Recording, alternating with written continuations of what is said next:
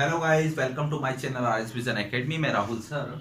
आज हम पढ़ने वाले हैं प्रोबेबिलिटी, प्रायिकता। इस समय प्रायिकता के बहुत ही ज्यादा क्वेश्चन जो है एनटीपीसी के अंदर पूछे जाते हैं। और एनटीपीसी क्या, इसके अलावा भी जो एसएससी के जो एग्जाम्स होते हैं, एमपी पुलिस के एग्जाम्स होते हैं, पटवारी आने वाली है उसके एग्जाम्स होते हैं, उसके अंदर भी प्रोबेबिलिटी से संबंधित क्या होते हैं क्वेश्चंस को बार बार पूछा जाता है। तो प्रोबेबिलिटी पढ़ने से पहले कुछ इसकी टर्मिनोलॉजी है, उसे हमें समझना जरूरी है कि क्या होता क्या है ये सब। तो प्रोबेबिलिटी होती क्या है? तो प्रोबेबिलिटी का अर्थ होता है कि भविष्य में होने वाली संभावनाएं, कि भविष्य में क्या क्या हो सकता है, तो उसको हम प्रोबेबिलिटीज के तहत रख देते हैं। इसके बाद इसके अंदर सेकंड आ जाता है, क्या आ जाता है आपका रैंडम एक्सपेरिमेंट। तो रैंडम एक्सपेरिमेंट के अंदर क्या होता है? तो वह प्रयोग जिनके परिणाम, रैंडम एक्सपेरिमेंट के अंदर क्या हो जाता है? वह प्रयोग जिनके परिणाम हमें पहले से मालूम नहीं होते हैं, वह परिणाम जिनको हमें पहले से मालूम नहीं होता है, वह क्या कहलाता है? रैंडम एक्सपेरिमेंट कहलाता है। ठीक है दोस्तों, ये समझ में आ गया रैंडम एक्सपेरिमेंट क्या होता है। इसी प्रकार से तीसरा होता है सैंपल स्पेस। तो सैंपल स्पेस में क्या होता है कि सैंपल स्पेस के अंदर की एक जो समुच्चय बनाया जाता है, एक समुच्चय सेट होता है। जैसे कि हम मान लेते हैं कि पासे के अंदर कितने होते हैं? 6 होते हैं, 6 अंक होते हैं, 1 2 3 4 5 6। तो इनका ये जो सेट बनेगा, समुच्चय बनेगा, इनकी जो प्रोबेबिलिटी जो आएगी वो क्या कहलाता है? सैंपल स्पेस कहलाता है। और सैंपल स्पेस के बाद एक आ जाता है आपका इवेंट। तो इवेंट के अंदर क्या होता है कि इसका उप समुच्चय जो होता है, सबसेट जो होता है, जैसे कि इसमें से हम ले लेते हैं 135 जो रहेगा वो क्या रहेगा? इसका इवेंट रहेगा। ठीक है दोस्तों, और इसी प्रकार से इसको निकालने का तरीका क्या होता है? Probability of the event is equal to क्या होता है? Number of element in E divided by number of element in S. तो दोस्तों इसका हम कैसे होता है, हम इसको समझते हैं, क्वेश्चन लिखते हैं, क्वेश्चन से आप बहुत ही आसानी से इसको समझ लेंगे। ये टर्मिनोलॉजी थी जो कि बहुत आसान थी। ठीक है दोस्तों, अब हम नेक्स्ट पढ़ते हैं, इसके क्वेश्चंस के ऊपर डायरेक्ट आते हैं कि क्वेश्चन कैसे हम सॉल्व करेंगे। तो दोस्तों एक सिक्के को 6 बार उछाला जाता है, तो प्रत्येक बार शीर्ष आने की क्या प्रायिकता होती है?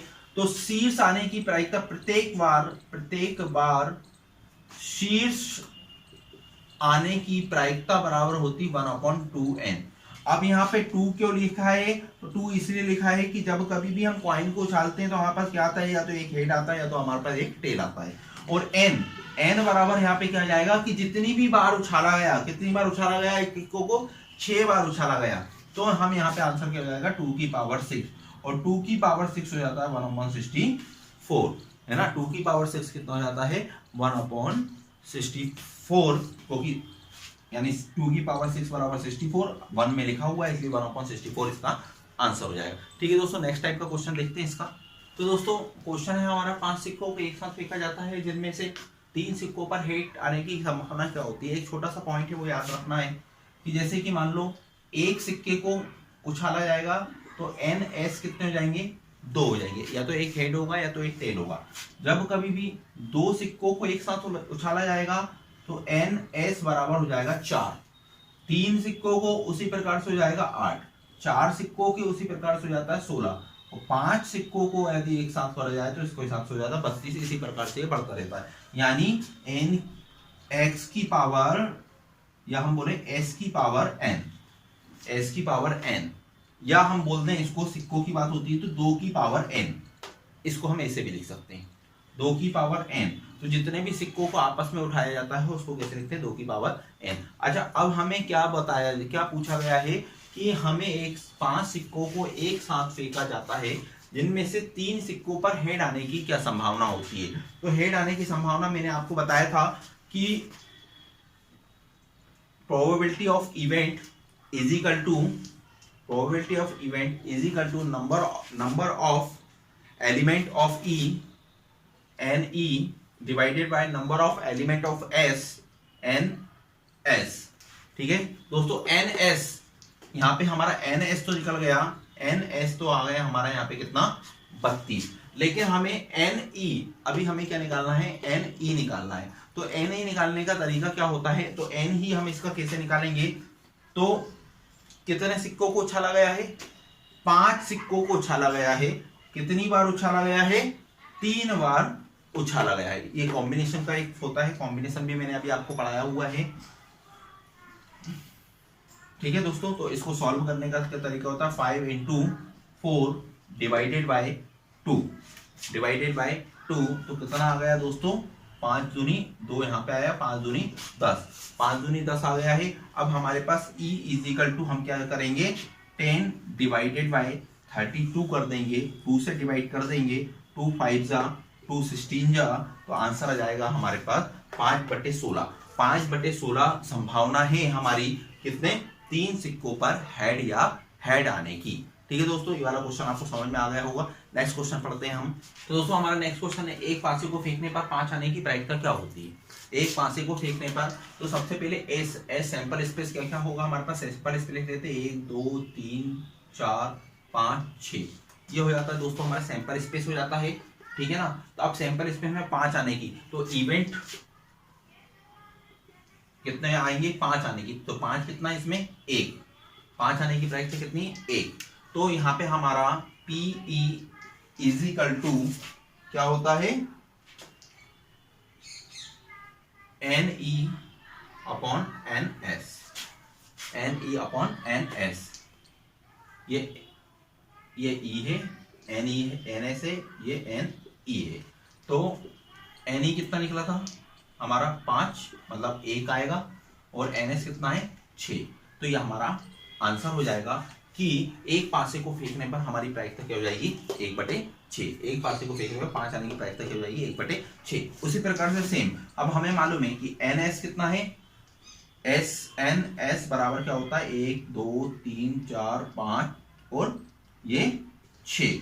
अच्छा, अब सम अंक कितने हैं इसमें, तो इससे निकल जाएगा NE, सम अंक कितने हैं, सम 1 2 और ये 3, तो समंक कितने हैं यहाँ पे हमारे पास, 2 है, एक 4 है और एक 6, तो टोटल कितने नंबर हो गए।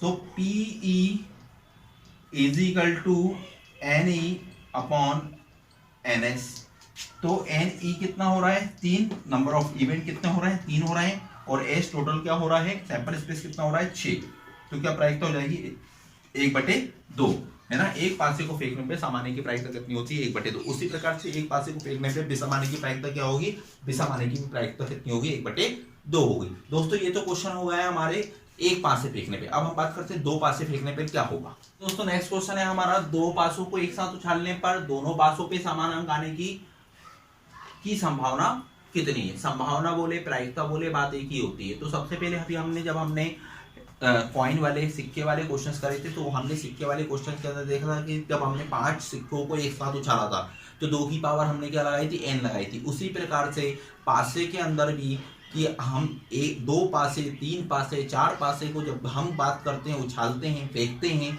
तो उस समय की कंडीशन के अंदर क्या होता है कि 6 की पावर n हो जाती है। कितनी हो जाती है, 6 की पावर n हो जाती है।